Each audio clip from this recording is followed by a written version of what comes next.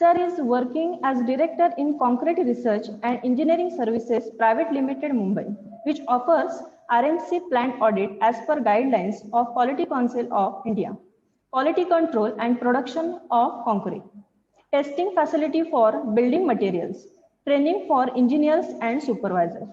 Sir have 28 years of rich experience in the field of civil engineering, having worked for execution of infrastructure projects such as thermal power project, hydropower project, construction of Mumbai Metro and road project.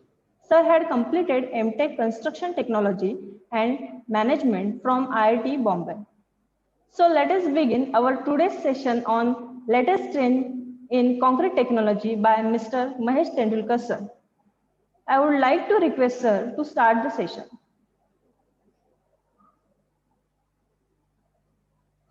Good morning, madam. Good morning, Good morning, sir.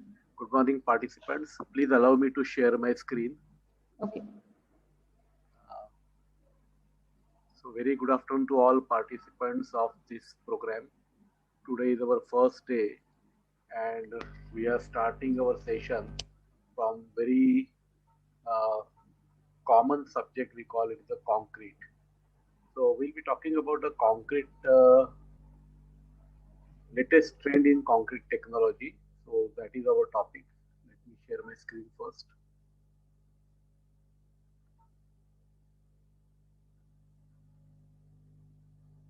Madam, if any audio or visual problem, you let me know.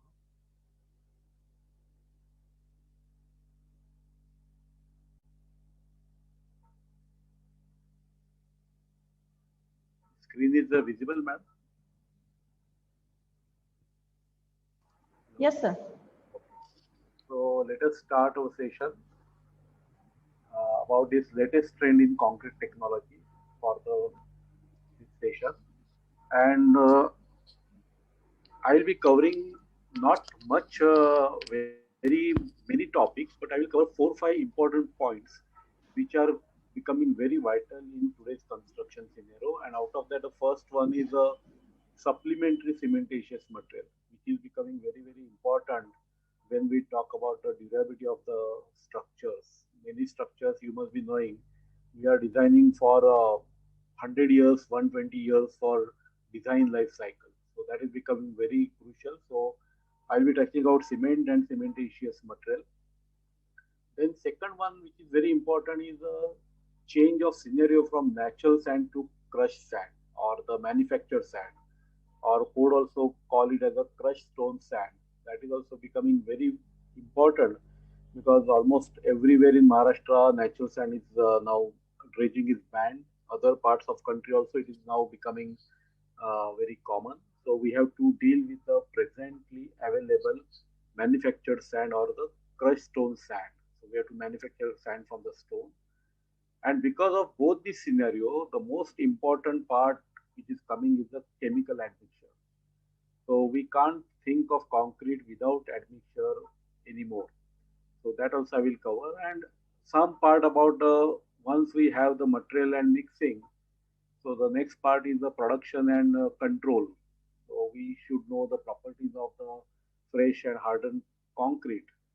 And most important, only one aspect I am going to cover is the curing part. Because there are many aspects, but curing is the most neglected part. So I thought I should share that curing part along with this session. So when I talk about this latest trend, so let us go back and see what has happened in past and what is happening in present. So if you see, what was the concrete requirement specified in olden days? Nobody has specified anything about grade of concrete. Cement also, 33 grade cement was very commonly used in our country. Aggregate sources were ample. We were getting a lot of good aggregate. So there was no worry about getting aggregate for our concrete. Mixed design concept was not at all there. So we were doing nominal mixes like 124, 1.5, 3, or sometimes 136. And it was a purely hand mixed concrete and sometimes site mixed with 7x10 mixer. But surprisingly, many professionals ask, these structures are still standing at its own, whereas the new structures constructed with latest technology, are not performing as per the performance. So this is very sad part, but we have to deal with that. I am going to cover that.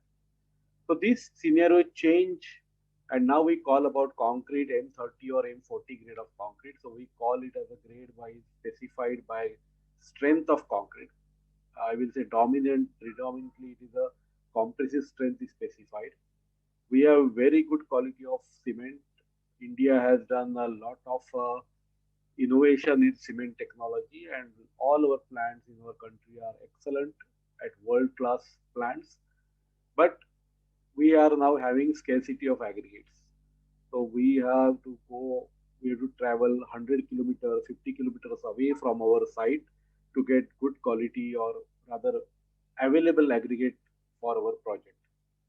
We are doing mixed design. We are doing mixed design mainly for 20 days compressive strength.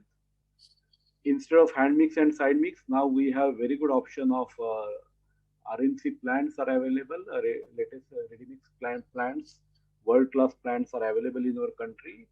And what we can foresee and already started in cities like Mumbai or some infrastructure projects in Maharashtra and India.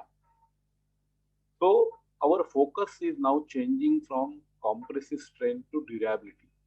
So nobody talks about the strength of concrete. They will say we want to construct a structure which is having a design life of 100 or 120 years of design life. So our structures should stand for 100 years with a nominal maintenance required for that particular structure. And grade is also increasing. Even 60, 80 grade is becoming very common now. Up to 70, 80 is specified even in the residential projects. Some precast industry specifies even beyond that 80, 85. So we have no option to use the supplementary cementitious material, that is SCM. We have to manufacture the aggregate from the stone. We have to modify the admixture as per the design requirement of particular project. So we call it as a tailor-made admixture, which is very, very vital. So when we talk about material, so scenario has completely changed. It is not a normal cement, aggregate, water, concrete now. So we are looking for SCM, we are looking for admixtures, tailor-made admixtures. And not only 20 days, we are having a series of tests.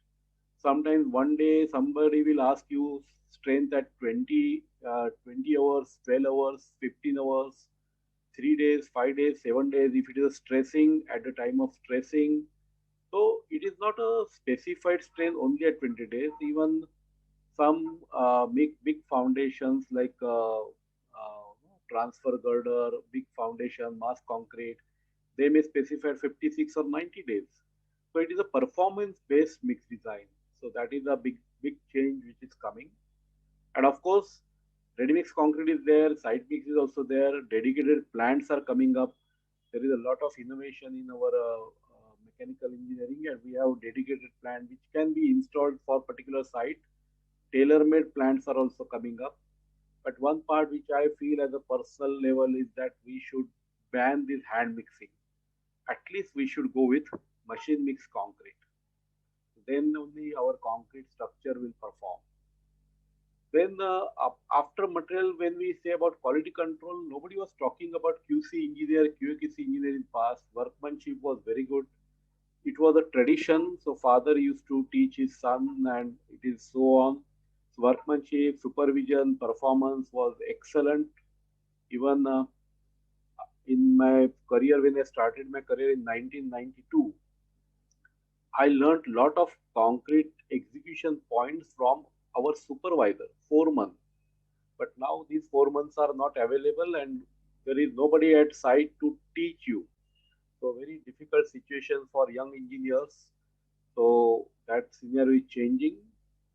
But nowadays we specify cube test, and if cube test fails, we specify non-destructive test. Performance is not up to the mark. Workmanship supervision is becoming very, very, very critical. And in coming scenario, we will find it will be a big problem. We will not find laborers to work at site. So we have to find a lot of mechanization. Supervision will be a big problem. It must be a high grade concrete, high performance concrete, has to be supervised continuously, not intermittent supervision. Cube test will come, lot of durability test will come. So not only cube test is mandatory, how the structure will perform in durability parameters, water permeability will be there, water absorption will be there, chloride ingress. So a lot of durability tests are being now specified in this design specified durability test will become. So performance of concrete must be improved when we are talking about 100 or 120 years of service life. And for that, there is no other way, but we should have very important point, that is KYC is important. And this KYC is nothing but know your concrete. It is not a normal KYC of bank. So one must know concrete in plastic state, in hardened state, because this material is something different. It has very limited shelf life. Once we produce concrete, within 3 hours, 4 hours, we have to consume it. And then it loses its plasticity, it becomes hardening process begins. And again on hardening, what are the properties? So we must know properties of concrete in plastic state as well as the hardened state. And why concrete? Because if you see concrete, not only housing, if you go to any infrastructure like metro, highway, or airport, so bridges are there. So lot of infrastructures like port are coming, infrastructure, sewage treatment plant, dam. So it is a concrete is basically heart of civil engineering. So you go to any project, the major cost of a project will be governed maybe 30% or 35% will be governed by concrete. So we must learn concrete by passion and not by any enforcement. I still remember when I used to learn our concrete technology in college days. It was very surprisingly we were having concrete technology as an optional subject, whereas concrete is the heart of civil engineering. It is a very important.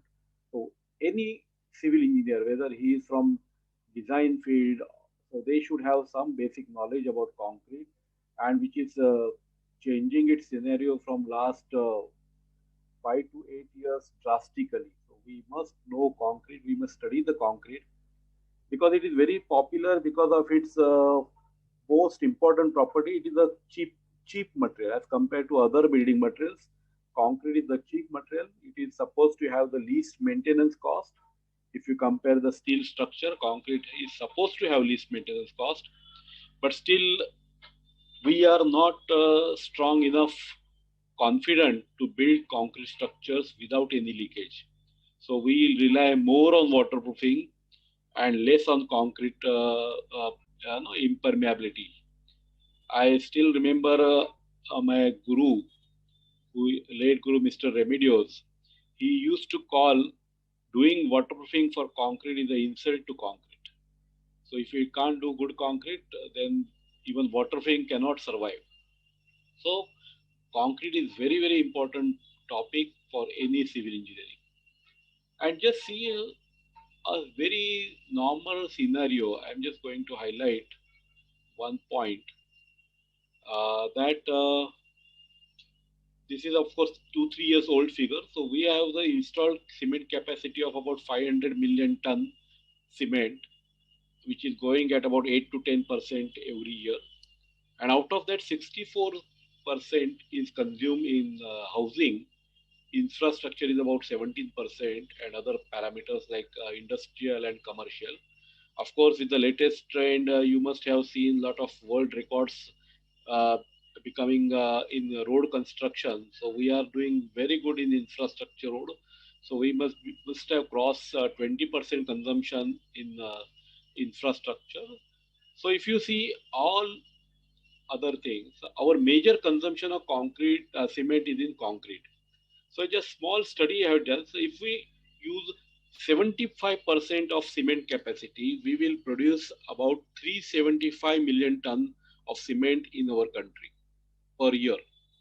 And out of that, if 60% is utilized in concrete, so 225 million ton cement will be consumed in concrete.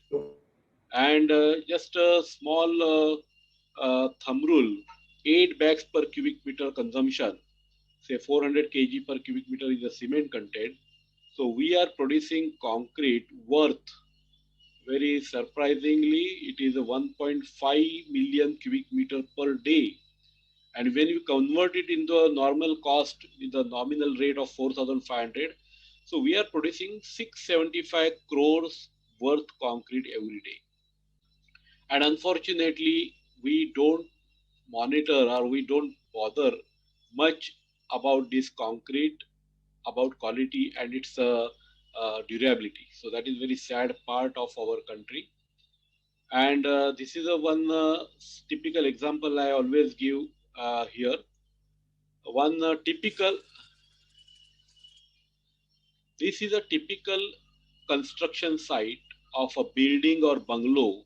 I'm not talking about any city like Mumbai, Pune, or where RMC plant is used. Just go 100 kilometers away from any city. This is a typical scenario of concrete preparation. So this is a M20 grade of concrete, which I used to visit some district level sites in Maharashtra. This is somewhere in 2004. And this such kind of concrete is produced at site. And when, as an engineer, when we see such concrete, I saw this concrete while standing on the slab. There was a curiosity, what will be the grade of this concrete, actual. So we insist to cast these cubes of this concrete and test for compression test. And you'll not believe the compression strength of this particular mix which you have seen is almost 140% above the requirement, 287 kg per centimeter or 28 MPa. So then as an engineer, we got confused. So what we can conclude, whether control on concrete, control on mix design is required or not. So that is the reason when we talk about any durable structure, this is strength achievement is not the durability. So when we are, just a simple example here, you can see sumo wrestlers, they have very high earning, they have very high weight, but they have very short life. So similarly, we can't count structures life based on the strength, only strength parameters. So we must understand the durability part. So what was the water cement ratio consumed for particular grade of concrete is very, very vital. So when we talk about strength, there is very easy because nowadays cement has changed drastically. So achieving M20 is not a big task, but achieving durable structure of M20 or above is a big task. So whenever we talk about concrete, we should not only talk about strength, we should talk about the durability part also. So a lot of things are happening. So I always call it as the evolution of batching mixing concrete. So this is what we have done in our country, right from 7x10 mixer, then weigh batcher, then star bin batching plant, even now compartment batching plant, latest batching plant, which can batch up to 3 cubic meter in 1 minute. So such an advancement is coming in the batching plant. So RMC is becoming very, very, there must be more than 5,000 or 6,000 plants, or even in Mumbai there are 1,000 plants. So 100 cities was having about 1,000 plants. That was a 2-3 years before scenario. And these are all the commercial plants, not the captive plants. So, but when we talk about this general concrete, RMC is produced only at certain pockets. But when we go, when we see the general scenario, many times our buildings, normal buildings in small villages or even big cities, bungalows, their columns are hand mixed concrete. This is one scenario when we were delivering one lecture in the evening, and next day there was a complaint that concrete is not set, because if you see, these are the columns which you have seen. The contractor was claiming that cement is of not good quality because the edges are broken while removing the shutter. So next day when we said, let us go to site and observe what they are doing, and this is what the structure they were doing. They were doing this concreting like this. Hand mixed concrete, nothing mentioned about water cement ratio. And surprisingly, this G+7 building is standing by construction of columns with this kind of concrete. So that's why, as I said earlier, so we must ban hand mixed concrete. Since concrete quantity is very less, we are bound to not to use mixers at site. But again, it is a big main compression member which matters a lot. So we should be more worried about casting these columns, and column must be cast with site mix concrete or with the mixer, not by the hand mix. So this is very important say by Abraham Lincoln. He says that if I have 6 hours to chop down the tree, I will spend first 4 hours in sharpening the axe. So we are very important. We have the two planning stage and execution stage. Any building construction or any construction, we have two stage, planning stage and execution stage. So we are very poor in planning. So we have the experience, we were having concrete laboratory. And whenever any customer used to come with the material for mix design, their question is when they can get concrete mix design. They were about to cast concrete slab in a couple of days. So we never plan. We never plan our activities. Why not to plan our concrete mix design well in advance, maybe 1 month or advance? But it is a sad part. Even I've seen many projects where concrete laboratory will be functional after execution started. Whereas concrete laboratory is the heart of any plant, any project, where we design our concrete, where we do a lot of trials, we come to the conclusion. So it must start at least 3 months in advance. So we have to do a lot of study about these aggregates, study about concrete mix design. Then only we can have better quality control for our project. So when we talk about high performance concrete, many times we see they say high grade concrete is high performance concrete. It is not exactly like that. High performance concrete is a well concrete. I will say it is durable concrete. So if you see, our concrete structure is always surrounded by enemies in the environment. Say water is there, moisture is there, chloride is there, sulfate is there. Not only that, nowadays a lot of carbon dioxide because of the pollution, vehicular pollution is there. So a lot of enemies of concrete are there in our environment, and we have to protect our concrete structure from this. And this is like a durability of concrete depends on mainly 4 pillars. First and most important is the structural design and detailing. So concrete must be designed with the available codal provisions in the code for particular region. And of course, it must be executable. Otherwise, concrete sections are very thin and reinforcement congestion is there. We can't pour the concrete. So it must be user-friendly concrete at site. So structural design and detailing the first pillar of this durable structure. Then comes the material selection. So we have to use the proper material for concrete. Then we come to the mixed design proportion.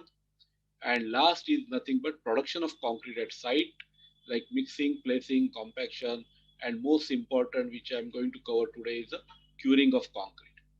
So before going to that, I will just introduce how this concrete has changed in past. What was the concrete earlier and now what is the concrete present? So this is what about, before that I will just have this slide about the durability of exposure. Code has given, IS 456 has given or rather classified our environment in 5 different zones: mild, moderate, severe, very severe, and extreme.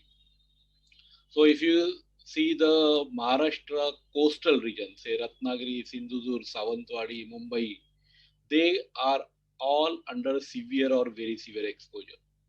Extreme exposure will be the where we have this tidal zone, or we have this offshore concrete sea link project. So they will always come in the tidal zone, which is the most crucial zone. So that will be the extreme condition for concrete. If we go to the interior part of Maharashtra, say Rajasthan, yes, it could be mild or moderate. But again, any sulfate treatment plant, sewage treatment plant in particular region again it will be a severe. So we have to define the exposure condition around our structure. So it is not that only coastal region is a severe condition. Depending on the usage of structure, we have to classify it as a severe or moderate or very severe condition. And this is very important side, and many times we see that it is violated in small areas. So this is the IS 456 table, which gives minimum grade of concrete for particular exposure condition. So there are basically, this is a big table. So this portion is a PCC. Let us neglect this. So PCC, even if you see moderate or severe PCC should be M20 grade concrete. So very important point. So even PCC is also specified with maximum water cement ratio of 0.5, 250 is the minimum cement content in severe zone. So let us concentrate on the RCC or reinforced concrete structure, RC structures. So here if you see, for example, I say our structure is in the severe zone. So what does it specify? Code specifies that we have to design our structure M30 or above. So when our atmospheric environment is severe, we cannot design our concrete with M30 below, so M25 and below. So this is very important. Then when it is M30, we cannot exceed water cement ratio by 0.45.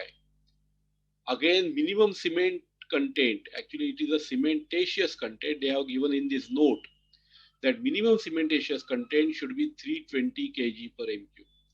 So this is very important slide as far as minimum cement content, maximum water cement ratio, and minimum grade of concrete is concerned. And out of that, I want to just highlight one point, why minimum cement content is highlighted. See, we can achieve strength by putting less cement content also, because we have such an advanced cement quality available. But our main aim for cement is the hydration process. And when this hydration process occurs, we know that it is a calcium silicate hydrate. It is a hydrated products will be formed and they will block the capillary pores. So this is a proper hydration process is required, and for that we require minimum cementatious content. Then cement is alkaline in nature, so it is alkaline in, so it will have, concrete will be alkaline, having pH of about 13 to 13.5 when it is freshly produced. And when our concrete pH value is about 12, 12.5, so it can protect our steel from corrosion. If the moment concrete pH value comes down because of the carbonation below 10.5, steel will start corroding, because atmospheric carbon dioxide will degrade the pH value, and because of that chlorides and moisture can enter the concrete and steel will start rusting. Also this being these fines, they will act as a contribute to cohesiveness, segregation will be prevented. Again, it will give proper packing density. So based on that, this code has specified minimum cement content. But this is, even though it is written as a minimum cement content over here, they have specified that this cement includes mineral additives such as fly ash, GGBS, or microsilica. So we have to take into account in this minimum cement content. Then we'll come to the first point, that is the cement.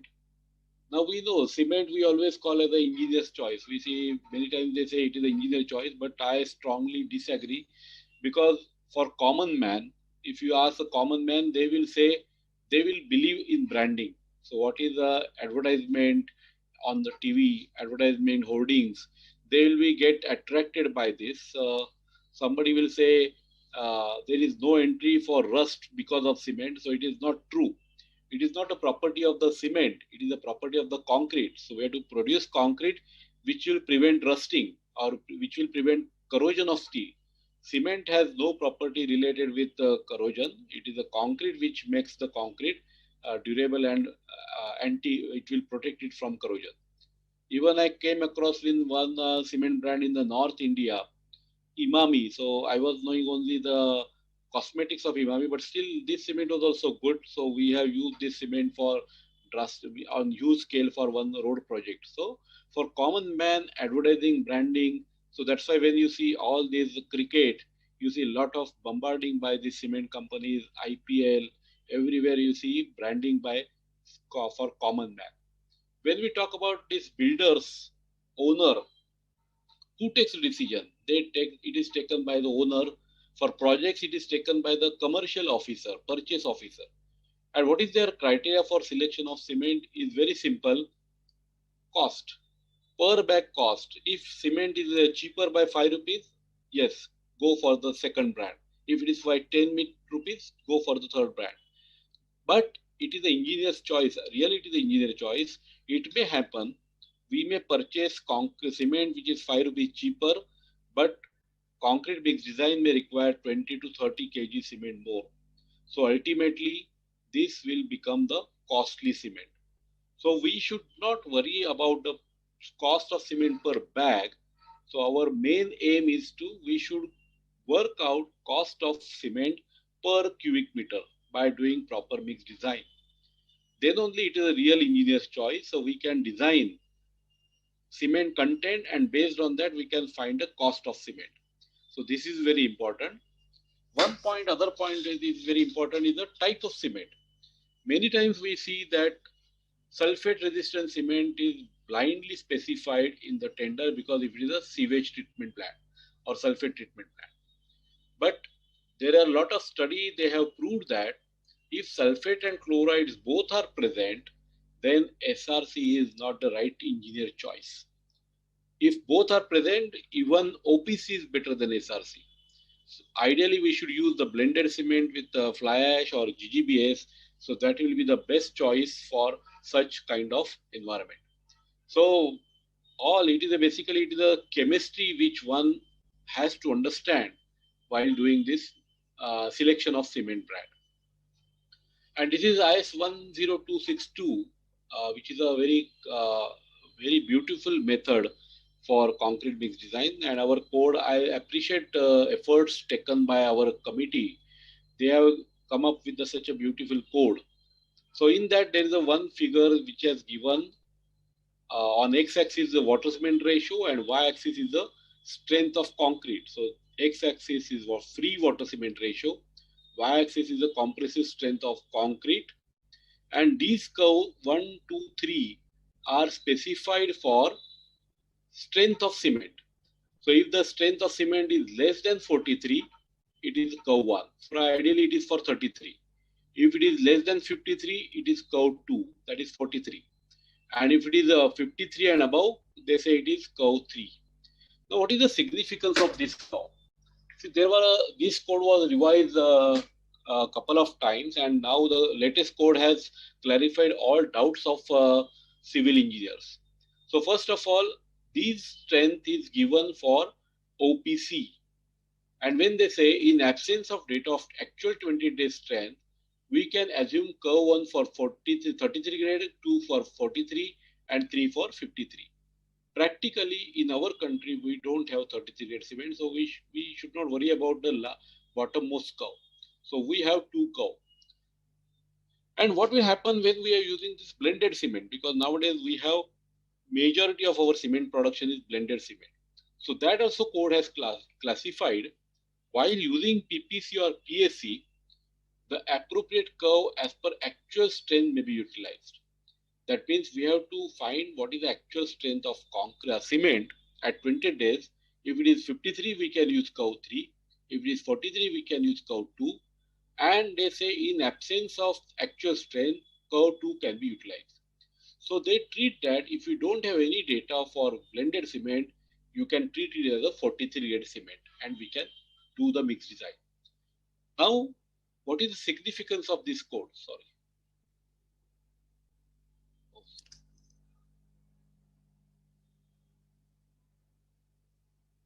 Just I want to highlight one significance of this code. This graph basically. This graph is very important, which is I will say fundamental of concrete mix design. Now here you can see if we have water cement ratio constant 0.5. So if we have water cement ratio constant. This will be the strength achieved of concrete with the curve 3 cement. So that means if we use a curve 3 cement or 53 grade cement, our strength will be 38 MPa. If we use curve 2 cement or 43 grade cement, our strength will be 30 MPa.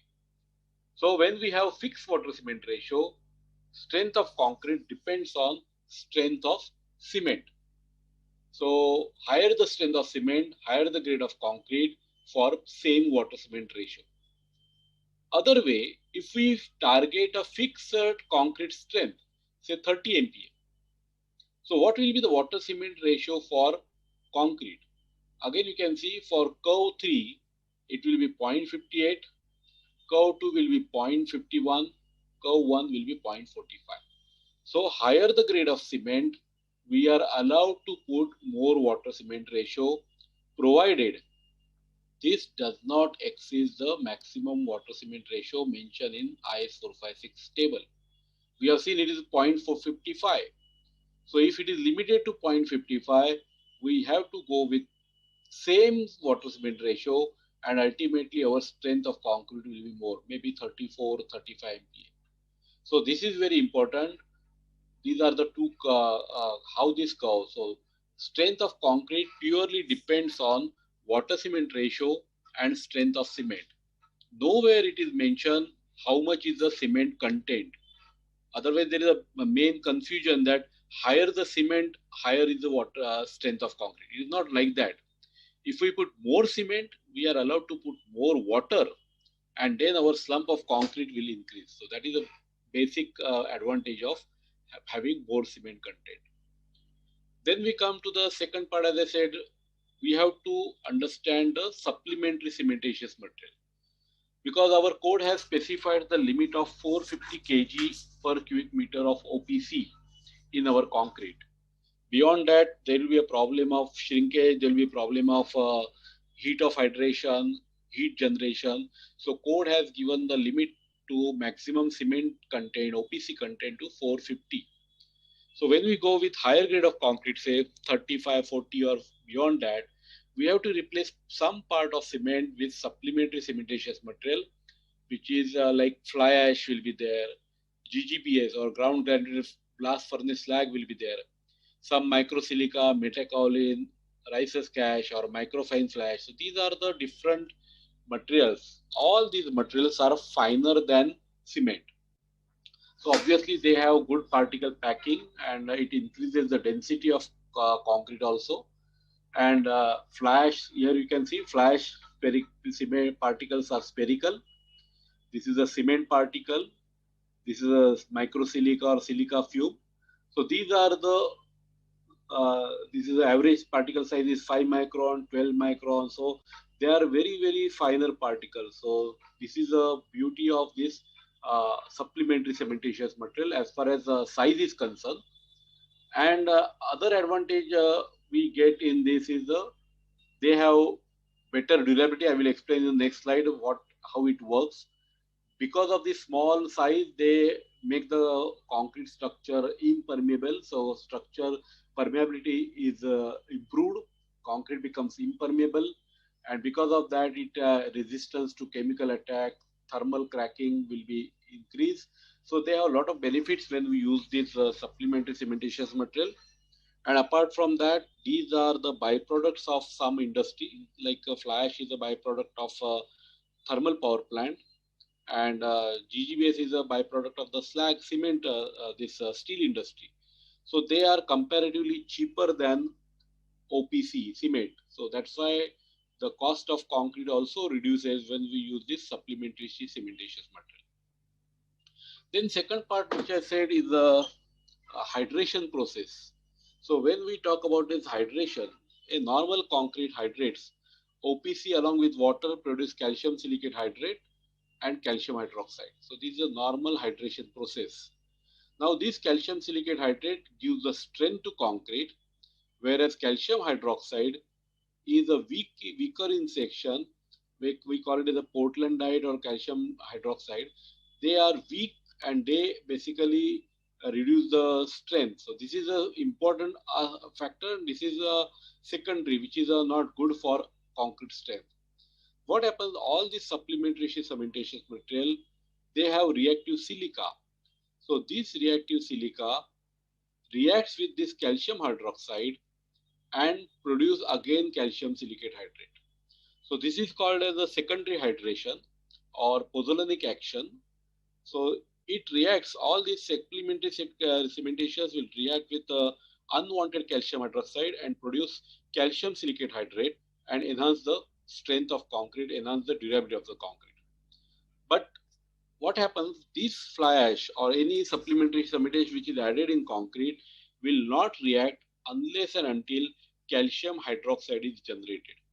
So we must wait till calcium hydroxide is generated, and then only this secondary hydration will start. So when we use this blended cement comparatively with OPC, we get comparatively slightly less strength of concrete in the initial age, maybe early age 12 hours, 15 hours, or 1 day, 3 day. But once the secondary reaction starts, we get better and better results in terms of strength as well as durability. Now, what is the composition of this supplementary cementitious material? So as we know, there are 4 oxides present in cement: silica, alumina, iron, and calcium. So cement is having the main calcium oxide, then silica.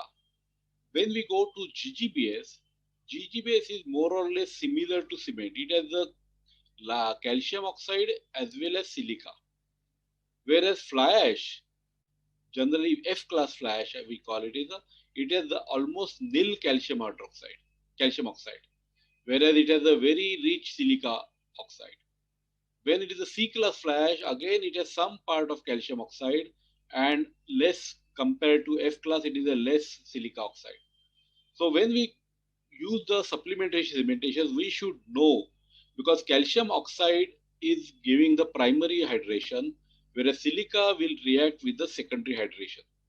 Whereas all these high-grade concrete, when we use this microsilica, ricer's ash, or bagasse ash, they are rich in silica, almost 90% plus. So because of that, these have very high reactivity for secondary hydration, and we get enhanced strength in case of high-grade concrete. So when we go for 50 or 60 grade concrete onwards, durability specified concrete, we have to use this microfine material in our concrete. So again, the same thing it is mentioned, this chemical reaction, how this calcium hydroxide is generated with the different components of cement, and then this will react with the secondary hydration along with the silica of this sand. So when we classify this classification of this supplementary cementitious material as per this RILAM, so they say normal pozzolanic material is pulverized fly ash, PFA, of F class, and of course some natural minerals which are not, but we are mainly concerned with the fly ash. Then when we talk about a GGBS, it is a pozzolanic, but it is a more like a cementitious also, because it has a more calcium oxide. Whereas a C-class fly ash is having both the properties, PFA because it has calcium as well as silica. Whereas when we want a high pozzolanic material, we have to go with the microsilica, ricer's ash, or special material with the high silica content. Whereas there are some other weak pozzolanic material which are used specially for the replacement of sand, slowly cooled blast furnace slag or bottom ash. So they don't have much cementitious property or the much secondary reaction. So they can be used as a replacement to sand. They are very weak in pozzolanic action. When we talk about this high performance concrete, high grade concrete, this is very important slide. It is called as the intertransition zone or ITZ. Now here you can see this is the aggregate. Aggregate is here. This is the aggregate, and these are the mortar coated on the aggregate. So this mortar will give strength of concrete. So whenever we see any failure of concrete cube, we generally see cube is failed because of the bond failure. So it will fail in this bond of aggregate and mortar. So one is a aggregate piece, which is almost 3/4 of the volume of concrete. So basically, they are nothing to do with the strength. They are mainly for the they are the inert material, but their shape and absorption properties matters a lot when we talk about a high grade concrete. Then about 20 to 30% is the cement paste or cement with fine materials. So that acquires about 20 to 30%, which is cement paste. But when we talk about the high grade concrete, the most important zone is where this mortar is sticking to the aggregate. That is called the intertransition zone or interface zone, which is almost 8% of concrete volume. Now you can see here, this is the aggregate, this is a mortar or cement paste. Out of that, which is very close, transition zone is a very close zone to aggregate. Here you can see these are the dark one is nothing but calcium silicate hydrate. So there is a tendency that calcium hydroxide gets accumulated near the aggregate because of, along with the bleed water. So whenever this transition zone is weak and whenever we do this high performance concrete, high strength concrete, this is a weaker zone and we have to improve this weaker zone by putting this microfine material or where this secondary hydration. So this improvement of this zone or improvement of calcium silicate hydrate in this zone is very crucial when we talk about the high grade concrete or high performance concrete. So this is very, very important aspect when we design concrete for high strength concrete. Then we come to the next point, which is a chemical admixture. Now chemical admixture, now we can't think concrete without chemical admixture because of the two properties. See, there are two basic properties or the why we use chemical admixture. The first is we want to increase the initial slump of concrete. So concrete slump, instead of 50, 75 mm slump, we want 100 mm, 150 mm, 175 flow concrete, self-compacting concrete. So first effect is so that we can produce the concrete, transport it at a longer distance, because we have to transport concrete sometimes in city like Mumbai, 2 hours is required for transportation of concrete. So when we want to increase the transportation time, increase the transport for the longer distance, we have to increase the initial slump, initial workability, and that is the main effect which is called as a plasticizing effect. So we call it as a plasticizer. Technical term is a admixture, we call it as a plasticizer. But in other case, after placing the concrete, suppose it is a mass concrete, so we don't want our concrete to set faster. So by the time we lay first layer, second layer will come afterwards. By the time second layer comes, first layer should not set. So the setting should be delayed. So that means we want our concrete to set slow setting time. So that behavior is called as a retarding effect. So when we use retarder, we can increase the setting time of concrete, especially in mass concrete. So our concrete admixture has two properties: plasticizing property for increase of slump workability in the initial stage, and retarding property to increase the setting time of concrete. But nowadays our admixture companies have done good R&D, and they are now coming up with a ready-made pouch, ready-made product, which is called as a retarding super plasticizer, retarding SP they call it in the short way. That means they know we want retarder up to some time, and then of course plasticizer. They have both the effect, so they have the formulation in such a way that we should not worry about the what is the retarder required. But when we talk about the special cases, say precast concrete, where we don't want more retardation, when it is a mass concrete, we want more retardation. So there we have to come up with a special admixture, or I will say tailor-made admixture is mandatory while doing this special purpose, not a normal concreting in column and slab. So this is very, very important. It is a big chemistry, and they work with a lot of polymers. So there are different, this is the effect of admixture or the usages, and dose and type of admixture is also important. So now what is the type of admixture? They have different base. I will explain you how this base works. So they have two mainly bases. One is the SNF, that is sulfonated naphthalene formaldehyde, and one is a PCE, that is polycarboxylic ether admixture. So now these admixtures, they have the based on their performance, they are using these admixture base. Broadly, here I can just say normal concrete usage like M25, M30 grade concrete, normal slab concrete, we can go with SNF. But when we want higher grade concrete, we want more water reduction, we have to go with the PCE admixture. Sometimes water, the crushed sand is there, so we have to go with the PCE admixture. So this is a type of admixture. Most importantly, I will always say that most important, study the admixture technical data sheet and manufacturer test certificate. Don't use any admixture blindly. There is a very specifically mentioned which admixture is suitable for which purpose. So you study the data sheet, study the test certificate, and most important, conduct a trial before using it. So that is very, very important when using this admixture is concerned. Now, how this admixture is performing or doing miracle? So, a very simple method I have just explained here. Suppose this is a concrete. You can see here. This gray one is a cement particle. Blue is a water. So we have added water to concrete. So what happens? Cement particles are equally charged. They are positive, negative, both are charged. So because of that, there is a flocculation effect. So they attract each other, and because of this flocculation, they entrap some water in concrete. So even though we have added water, X water, some part of water will be arrested by this cement particle because of the flocculation. So that water is not available for getting the slump or workability. So when we add admixture, the simple phenomenon, very simple phenomenon which occurs, they give the surface charge of the cement by negative charge.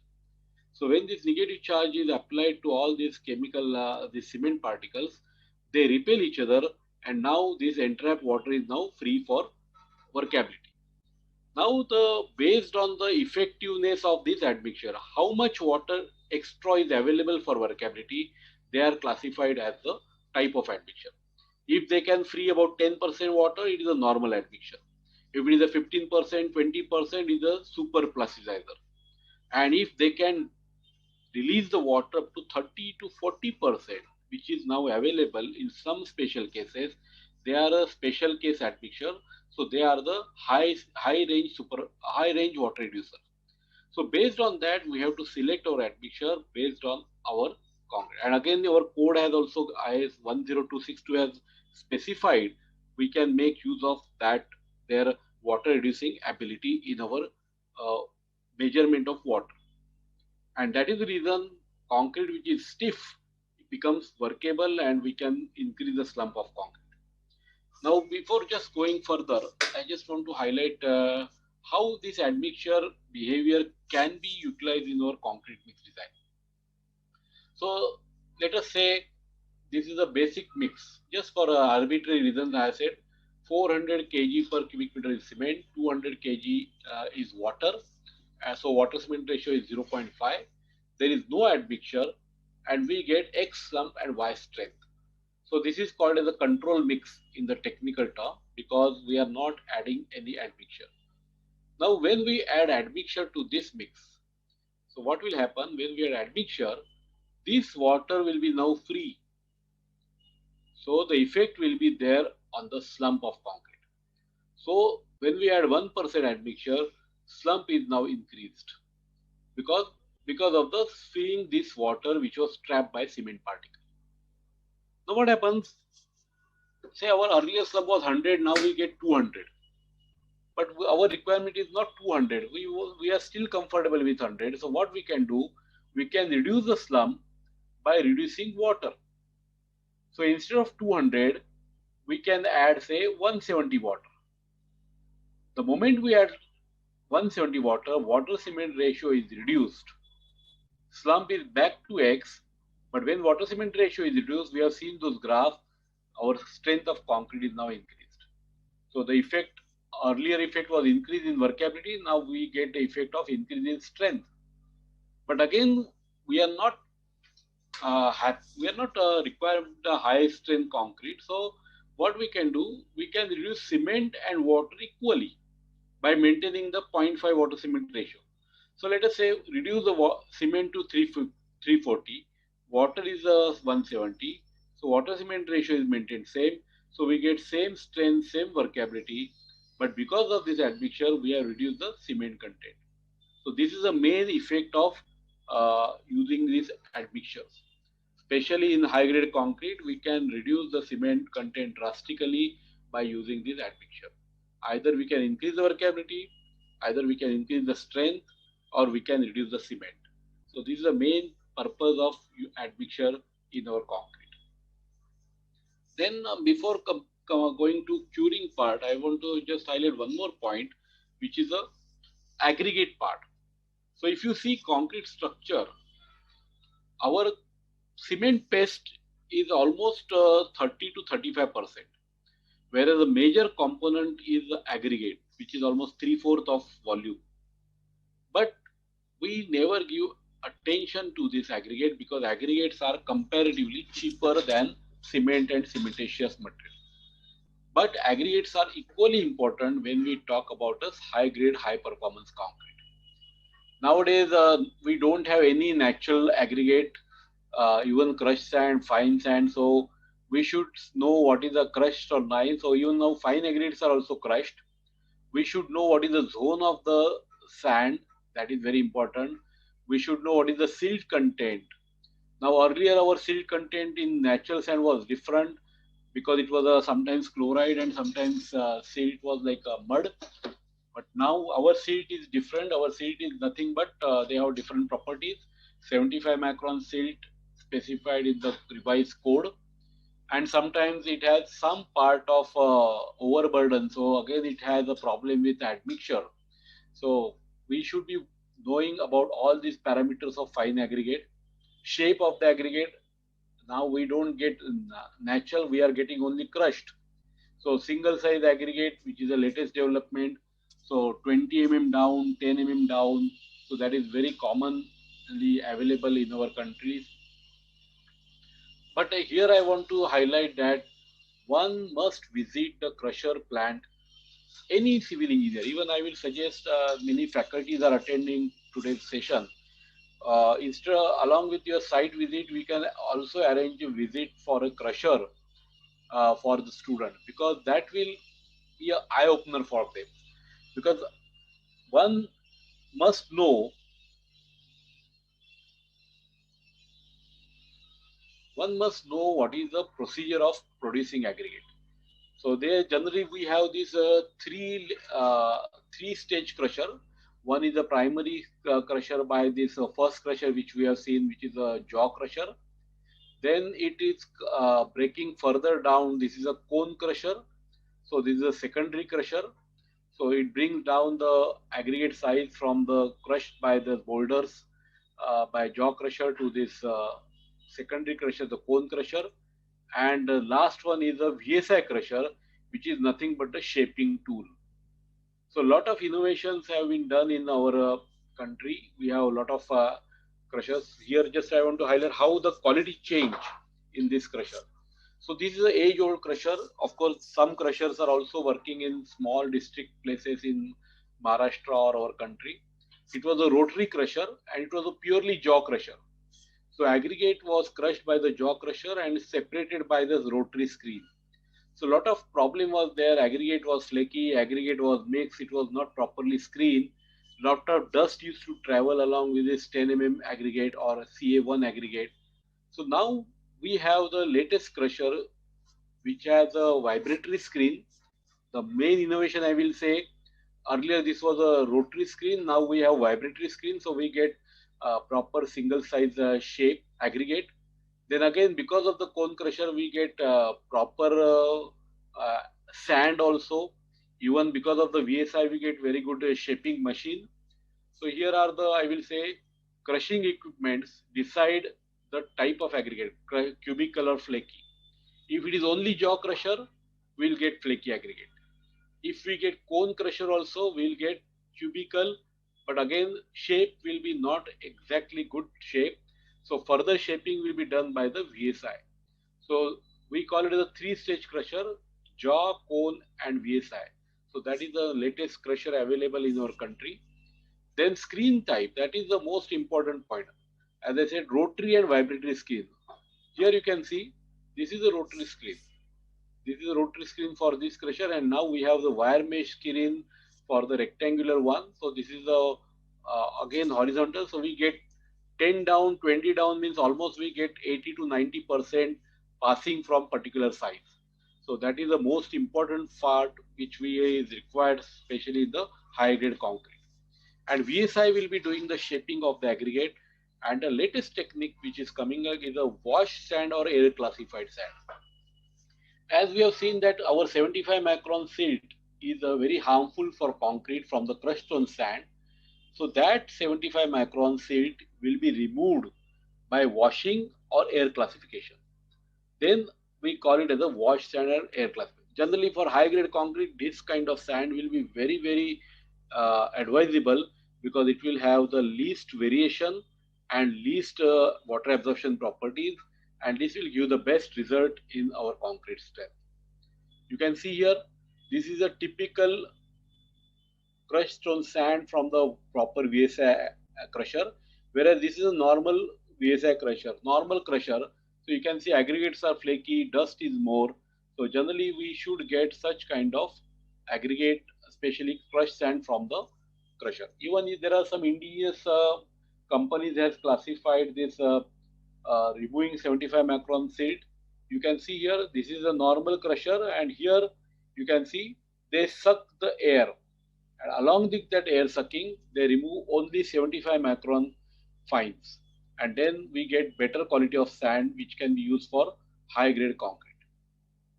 So if you see comparison between manufactured sand and stone dust, which is I can say engineered sand and non-engineered sand. So production, it is specifically from the designed equipment, whereas this is a waste from the quarry.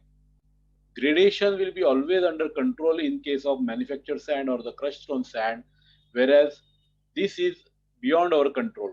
So this is beyond our control, so nobody controls. And here is a major difference. 75 micron passing sieve, which is limited by code to 15%, manufactured sand will have 5 to 15%. Whereas there is no control, it can be 10%, it can be 60% in case of normal crusher, which is a grit. Generally, this is used for road contract, bituminous seal coat, not for the concrete. This shape will be cubical, this will be definitely flaky and elongated. Water demand will be very high for this grit, whereas this is a moderate, slightly more than the natural sand, but much better than the uncontrolled sand. And again, the packing density is much better of this crushed stone sand or manufactured sand. Yes, I want to highlight one point before going to the next part. These are the latest batching plants. They can produce concrete up to 80 to 100 cubic meter per hour. And there is a battery of such plants which are used for road contract, and doing 1,000 cubic meter, 2,000 cubic meter in one shift is a very easy task. And the main heart of this plant is a twin shaft mixer. Here you can see this covers each and every corner of the mixer, and if you see the clip, while mixing you can see how homogeneous mixer. You can see here each and every corner of mixer will be taken. It is a three-dimensional mixing. So concrete is properly thoroughly mixed right from 1 cubic meter up to 3 cubic meter in one batch of say 1 minute. So such kind of plants are also available in our country. Even there are some plants which are available with the dust control, because in Mumbai there is a lot of pollution control devices are stringent. So you can see aggregates are also taken above the mixer. Generally we have the cement and fly ash and other silos.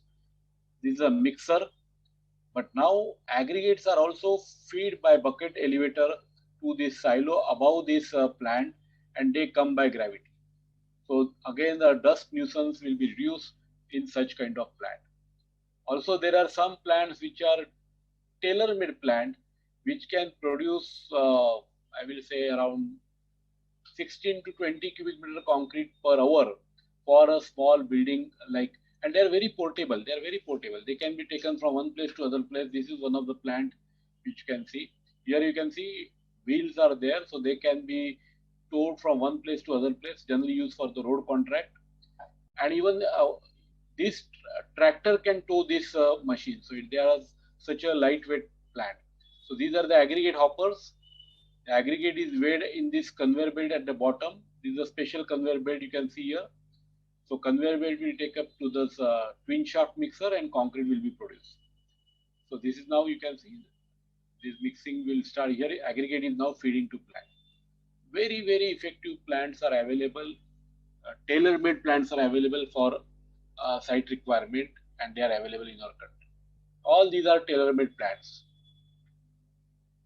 Then we are still, I think, 15 minutes. Yes, I think I should finish in time.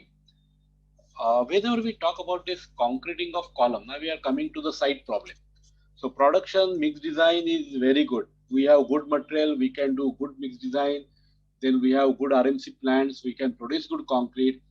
But that is not the end. Whenever we do concrete structures, construction of any concrete structure, we should be more vigilant in the casting area rather at the field.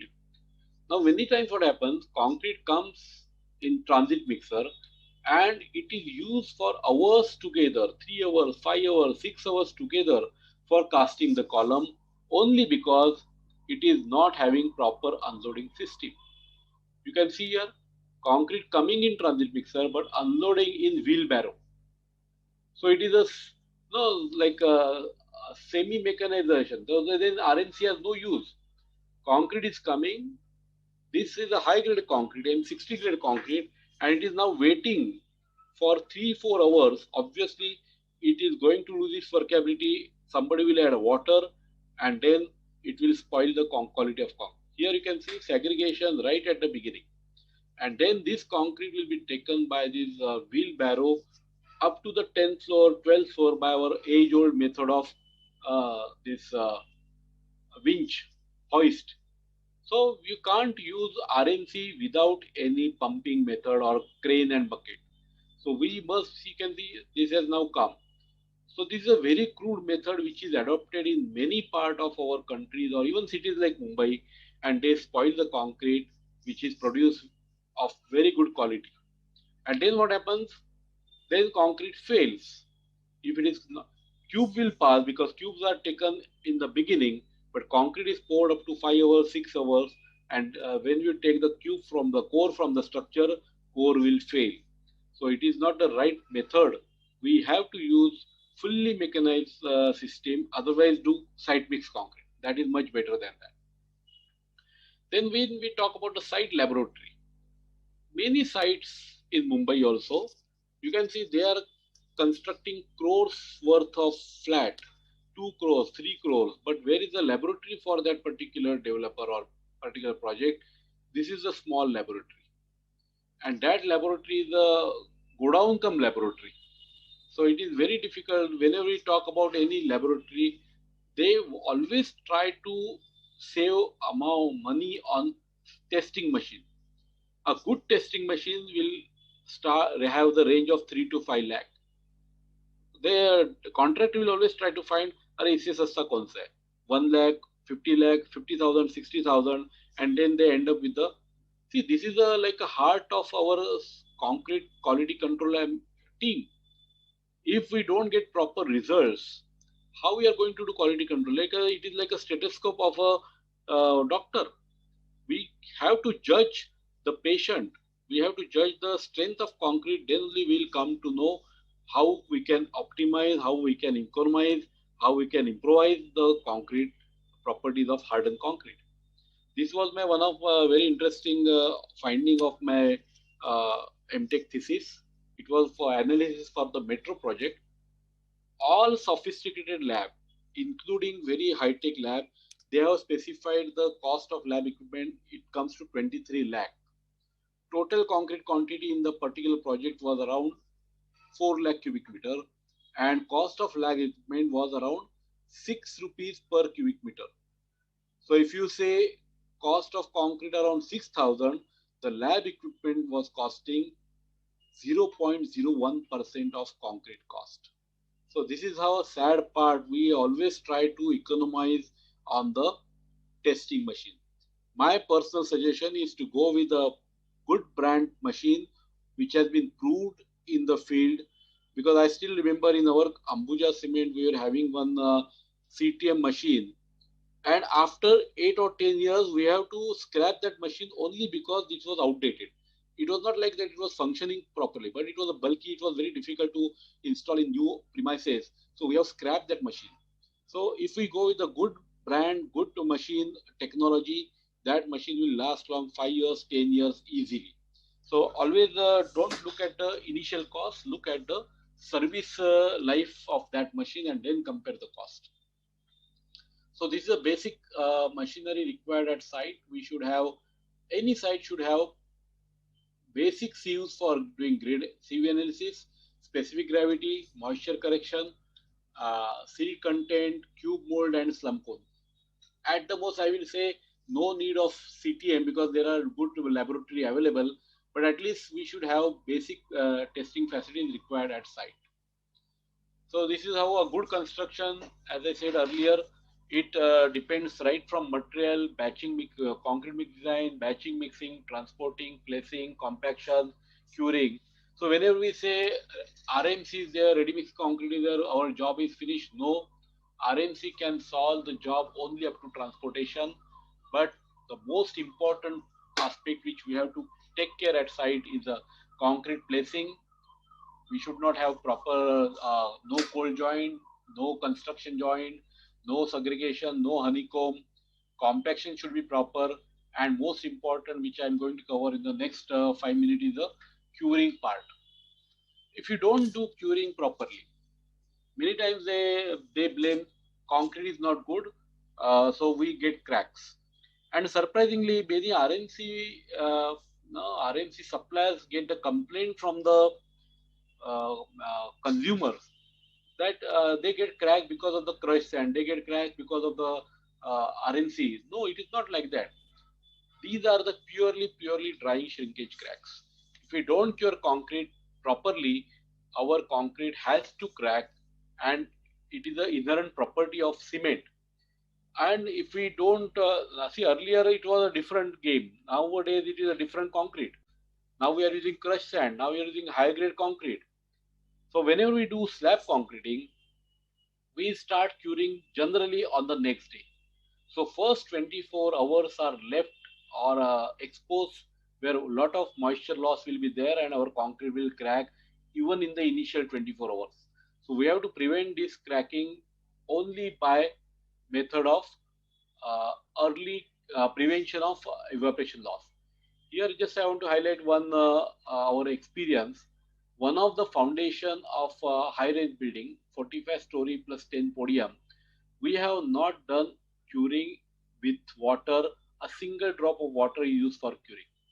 So curing is not necessary that we should cure concrete with water. There are indirect methods of curing are also available. Now here you can see. So this is a raft under progress. The third pour is ongoing. And now you can see our first pour. This is the second pour. No water curing is being done.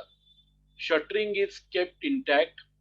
Plastic sheet is provided on the concrete top surface. Thermocol is laid for insulation. And now you can see what happens within concrete mass. Now you can see here. What has happened here? Just I will pause it. What has happened? So whenever there is a heat of hydration, concrete is an exothermic reaction. So heat will try to escape from the concrete. So that heat will be arrested by plastic sheets, and there will be a condensation of vapors. So area between concrete surface and plastic sheet will be totally humid. Humidity will be increased because of this condensation process. And absolutely there is no further curing required for such kind of thing. Even you can see this plastic sheet is provided on road concrete. Many times we have the critical problem with road is to cracks. Here you can see just after laying plastic sheet, within few minutes, 10 minutes, 20 minutes, you can see such droplets. This droplet is nothing but condensation of evaporated loss. So this will further prevent evaporation of water from concrete surface, and absolutely there is no need of any curing in case of any surface of concrete. Even sprinklers can be used effectively in the road concrete. This is my recent experience in one of the bungalow site construction. See, vertical surface is the most challenging surface. Horizontal surface curing by plastic sheet is very easy, but for doing vertical surface, we need a really a passion. I can say it is a passion is required. So this is a normal tendency. We put hessian cloths and then keep it wet. But practically keeping this wet 24/7 is not possible. Even hardly 3 to 4 times somebody will spray water on this, and then that will be the end of the curing. And if somebody insists, then they will say put plastic sheet on this hessian cloth. But again, the best way I can say, this is the same project. You can see the same column. You can see the drum is here. Here also there is a drum. Next day, we converted all this hessian cloth by plastic sheet. Plastic sheet is wrapped and pasted by sellotape, and this column is cured without any water. Now you can see the close-up. If you see, there is absolutely humidity is in between. So absolutely this column does not require curing without any water. This is called as the indirect method of curing. And then this will give much effective strength, much better curing results as compared to this in water. Then this is those who are in Mumbai or other part of the cities, metro is going on. 20 meter height construction piers are being done in metro, and also they are doing very effective curing. And I appreciate engineers, those who are working here, that they have really applied the brain. You can see pipe is taken on the top, and then it is connected to the water tank at the bottom, and water is pumped for 3 to 4 days times in a day. Very good curing is being done for particular infrastructure. All these are high grade concrete and must be cured minimum for 14 days. They are doing curing for 14 days. Even you can see starter curing is being done. And there are some areas where curing of small section is very difficult. It is ideally suggested to do curing with membrane curing, or I will say curing compound. But of course, first curing preference should be given with the water curing or plastic sheet covering. And if there is nothing is possible, then only we can go with the curing compound. Now, before coming to end, I just want to highlight about the RMC supply acceptance criteria. There are very important points which I want to highlight. See, whenever there is a RMC purchaser and supplier, both should keep in mind that they are there in the business, and they should keep transparency of specification and requirement amongst each other. Mixed design should be approved by conducting trials, not only recipes sent by the manufacturer, supplier, and a user will say, okay, this is approved. No, why not to have concrete trial and at least test for 7 days, not even if it is not for 28 days. Then next is, and most important, is the sampling methodology is very important. Code has given guidelines of taking the sample, which is never followed at site. And when there is any failure, all dispute is coming up, and then they start blaming each other. Then they start cutting payment. So everything will happen.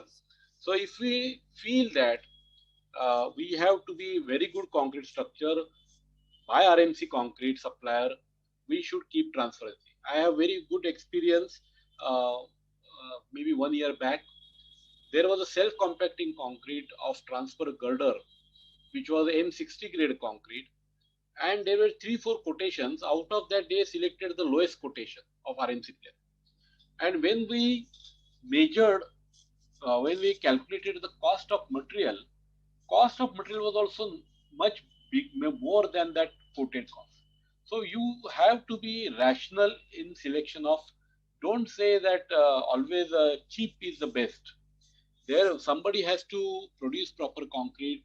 Otherwise, they will play some mischief and they will play with the quality and they will earn their profit. This should not happen. Then testing should be proper. Acceptance criteria should be defined, and investigation in case of failure is very, very crucial. NDT, they always prefer this non-distributed testing, but according to me, NDT should be avoided, and our concrete should be produced and controlled in such a way that NDT, basically that is NDT is a tool for assessment of concrete structure which are old structures. We have done a lot of NDT for bridges, all old bridges, sometimes 100 years plus bridges in Maharashtra, but not for the new structures. So that is a very sad part. So there are some workability tests which are required. Flow test is required. This is very important. We are still conversant with slump test, but nowadays flow test by this method is very useful because it will guide you about the how concrete will behave after placing the concrete. This is one of the self-compacting concrete which I was discussing. This is a very cohesive mix M60 grade self-compacting concrete, and this is you can see here. This test will give you idea if concrete is going to segregate. Here you can see there is a good concrete, this is a bad concrete. So here you can see segregation, bleeding, and same you can see at the site also. You can see the behavior after placing concrete. You can see this is a bleeding. Same behavior you can monitor at site. So this is these are the very effective tests. Even in road concrete, nobody can measure the slump of 10 mm, 15 mm, 20 mm. So code has also guided if it is a low slump concrete, we have to use this compaction factor test. Then absolutely it will be, we have correlated this slump with compaction factor test, and very good data is available with us. So I again come to the conclusion, and I always during my presentation urge all engineers, repeatedly read the codes. Our codes are excellent, and you can learn a lot from repeatedly reading this code. So I think I just finished in my time. So we have one YouTube channel called as a Pro Engineers. So we have just started during lockdown only. So some videos are posted on cube testing. We have just started with cube test and core curing, which are the heart of, means a very important topic as far as we are concerned. So you can definitely search for this Pro Engineer. There's a link provided. I think I can share presentation to the organizers. So interested candidate can definitely get a copy of this presentation. Thank you for patience. I think over to you, madam.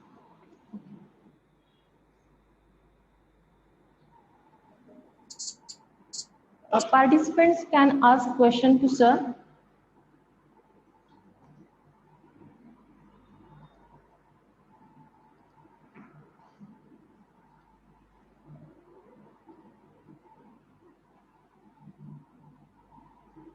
Any questions? No, sir. When I see in the chat box, nobody has raised any question. So no doubt for any. Yes.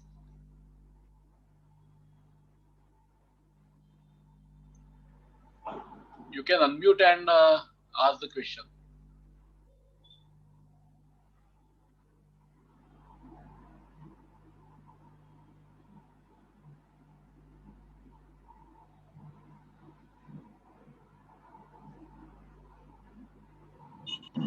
Hello, sir. Yes, Mr. Yogesh. Yes, sir. Yes, sir. Sir, thank you for such a nice presentation, knowledge given to us. Sir, curing part, I didn't get the curing of columns that you have, sir. That polythene, and automatically the curing is done. So I didn't get that things. How without what is polythene not permanent? So how curing is actually acted, sir? See what happens though, when I will just project it again.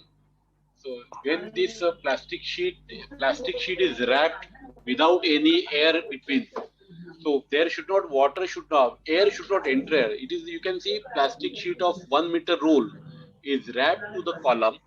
So what has happened? It is a Yes, sir. totally Yes. impervious membrane. So there will be a hydration process of concrete. This water will try to evaporate, heat will be generated, but that heat will be condensed between by this plastic sheet, and it will produce curing water. So humidity will be increased to 90-95% above. So when there is a humidity beyond 95%, when the humidity, see, I think, sir, somebody is yeah, I have muted. I have having muted mic her. on. I have muted her. Yes, So sir. what happens when the Yes. evaporation of water will be there? Water will try to evaporate. So that will be condensed by the plastic sheet, and it will apply as a curing water. So area between concrete surface and curing sheet, humidity will be increased to 90-95% above. And technically, when the humidity is more than 90%, we don't require any curing. So our purpose is to Okay. wrap the concrete and increase the humidity between concrete surface and sheet. That's why we want impermeable membrane. And why I have shown transparent, because you can see the droplets. Otherwise, if it is a black or a Yes. blue, Yes. you could not have seen the droplet. Yeah. Yeah. Yeah. Yes, sir. Yes, sir. Thank you. Okay. Thank you so much, sir. Okay.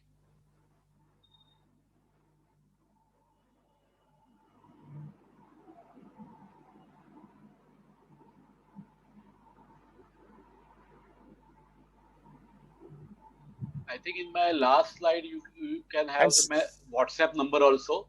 So even if somebody want to send that with my WhatsApp number, is it a screen? I have shared the screen.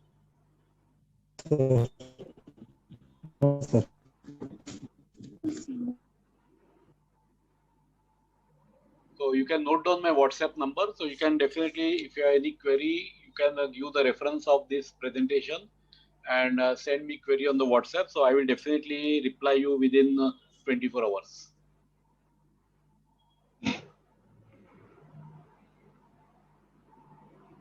Your mail ID is there, but nowadays WhatsApp is very easy.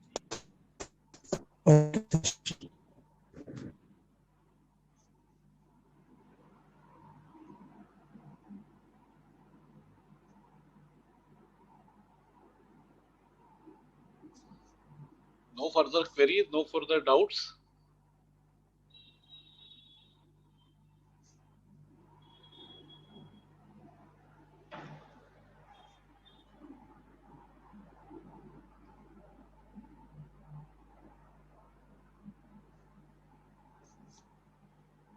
Should we end the session, madam?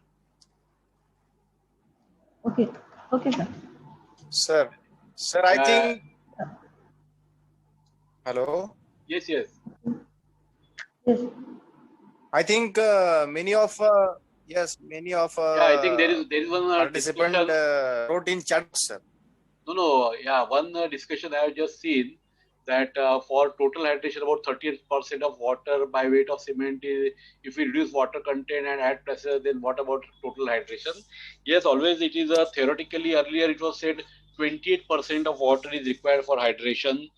But nowadays, if you see some grade of concrete which are M80, M85, they have 0.22 water cement ratio. The theory is that hydration of 100% cement may not be required. So if our concrete grade is higher and our concrete, we make it more impermeable, that process can prolong over the period of time. So concrete water cement ratio 0.28, there was a theoretical minimum required for hydration process, but nowadays they say 0.24. There is one autogenous shrinkage is also one of the phenomenon. So 0.24 or 0.26 is the lower limit. But sometimes in curing, no, sometimes in precast industry, we have to go with 0.22 also as a special case. Is this type of curing is possible for mass concrete? Yes. In fact, I have shown you one clip that was for mass concrete only. For mass concrete, we should not remove the side shutters. Top shutter, top layer, we have to cover it with plastic, and then thermocol. See, the thermocol is not a evaporation loss. It is for the controlling the no, insulation. See, mass concrete, if you have time, I'll just explain in 2 minutes. In mass concrete, there are two phenomena. One is the core temperature should not exceed 70 or 75 degree. So for that, we have to control the heat within mass. And the other point is the differential temperature. So surface, if you don't cover with thermocol, the surface temperature will try to come down to ambient temperature. So surface temperature, so core will go to 70, 75, surface temperature concrete will try to come down to 35 or 40 or 45. So this temperature of the differential should not be more than 20 degree or 22 degree. So for that thermocol is placed. So thermocol will not allow concrete to cool down. So the differential will be maintained in case of mass concrete. Actually, it is very interesting subject when we do in one of the metro pier in Mumbai. We have done the post cooling. We have circulated the GI pipeline within concrete mass, and then we have circulated ice water for 14 days to remove the heat generated in mass of concrete. Post cooling, very rarely it is done in our country, especially for that. So yes, mass concrete curing is very crucial for two reasons. One is the core temperature restriction, and second is the differential temperature restriction. How many days curing should be paired with the plastic sheet? Curing plastic sheet can be wrapped for a minimum 7 days, depending on the grade of concrete, and up to 10 days in case of blended cement. So it is very, I am definitely sure it will be cost effectiveness. We are working in that bungalow project. According to me, this one plastic sheet can be repeated for 4 to 5 times, and cost of water in Mumbai, cost of labor, because generally we don't count the labor cost, but the labor cost, and most important is the effectiveness. Labor will not spray curing continuously, so that will be the most important point is effectiveness. So 10 days curing for blended cement is very, very necessary. I think these were some points raised in the chat box.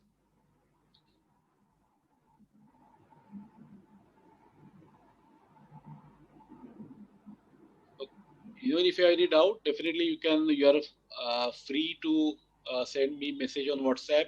You can visit our Pro Engineers channel also. We are going to upload a few more videos. Even there are some webinars recording also we have uploaded. Some similar webinars recordings are also uploaded on that YouTube channel. Please give your feedback and suggestion so that we can improve in our further uploading. Thank you very much.